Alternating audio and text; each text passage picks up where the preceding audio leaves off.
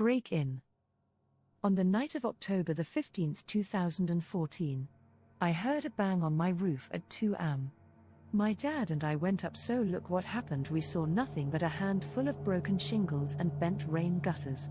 All it looked like was that an animal like a raccoon or a possum had climbed the roof and peeked the thing up.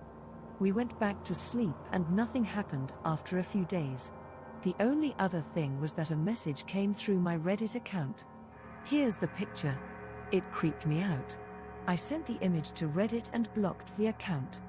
My dad decided to put up cameras after I told him about the message and then put the police on speed dial, just in case. Then a few nights later it happened. Another message was sent to me from a different account. For reasons of privacy I can't exactly show you, but it was the outside of my house. The message sent next was, "See you in a little bit." This freaked me out a lot. I couldn't deal with this.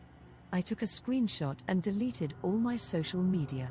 I contacted the police, but they wouldn't do anything about it.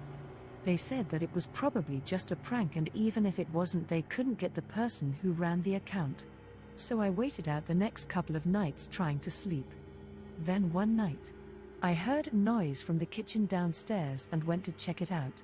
I saw a bashed-in door and that our lights had been cut when I tried to flip a switch. Then I felt a blunt pain in the back of my head.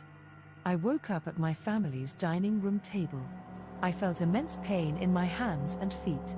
When I looked, I saw that my hands had been nailed to the chair and my feet had been bolted to the floor.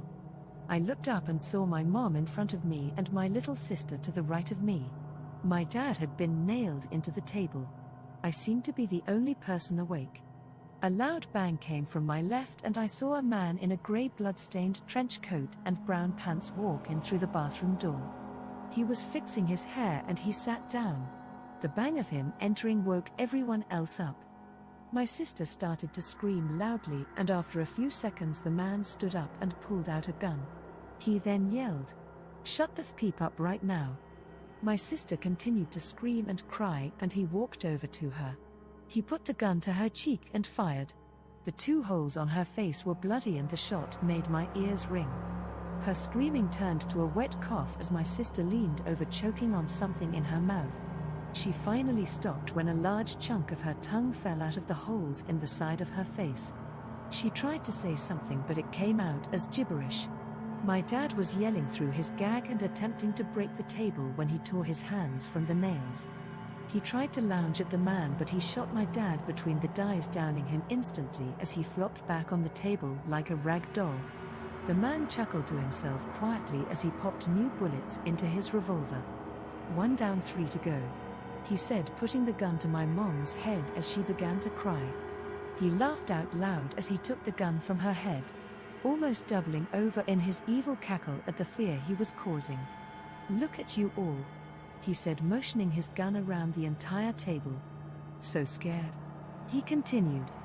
"It almost makes a sociopath feel something." "Well, almost," he finished, still giggling a genuine yet terrifying laugh. He took a spoon from his back pocket and took out one of my dad's eyes. He thrust it toward my sister. She tried to keep her mouth shut but he pried it open. He shoved the eye into her mouth but it rolled out of one of her new face holes. He tried again and the same thing happened. So he pried her mouth open one more time and shoved the eye in. He covered the holes and her cheeks and forced her to chew and swallow it. She almost immediately threw it back up, but the man seemed fine with that. My mom said, "Just kill me. Please. Just do it quickly." The man raised his eyebrows. He grabbed her hand and ripped it out of the nails, going through it. "Kill you?" He grabbed a dull bread knife and slammed it in front of her. "Do it yourself, coward," he said, sitting on the table patiently. She picked up the knife and put it to her throat. Several long seconds passed with the knife to her throat. She then moved the knife and dropped it on the table. "Pathetic," he said, lifting his gun and shooting her in the leg. Once he put her free hand on the wound, he stabbed the knife through her hand and leg, pinning them together. He leaned into her face and said, "It's not that hard. Watch." He walked over to my sister, took a butter knife, and slit her throat. "Why are you doing this to us?" she asked. He leaned into her and said, "No one else was in the neighborhood. Who was gonna stop me?" Then he slit her throat and stepped back to watch them both die. My sister stayed alive somehow longer than my mom. The man seemed to get annoyed at this, so he kicked her chair over and stepped on her neck to snap it. He then walked over to me slowly, playing with the knife to taunt me.